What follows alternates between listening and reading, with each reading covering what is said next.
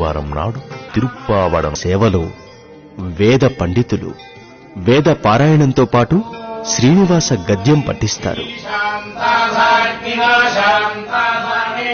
శ్రీ వెంకటేశ్వర స్వామికి బంగారు వాకిలి వద్ద నుండి నేరుగా సమర్పించే అన్న నివేదన ఇది. బంగారు వాకిలి ముందు గరుడాల్వార్కు ఎదురుగా 4 స్తంభాల మధ్య 484 కిలోల బియ్యంతో తయారు చేసిన పులిహోర రాశిని పెద్ద శిఖరంలాగా ఏర్పాటు చేస్తారు. పులిహోర అన్నరాశిని కొన్ని భాగాలుగా తయారు చేసి పైభాగాన పెద్ద అన్నకూటాన్ని శిఖరంలాగా 8 దిక్కులా 8 శిఖరాలను ఏర్పాటు చేసి అన్నరాశిని నైవేద్యానికి సిద్ధం చేస్తారు. అందుకే ఈ తిరుప్పావడను అన్నకూట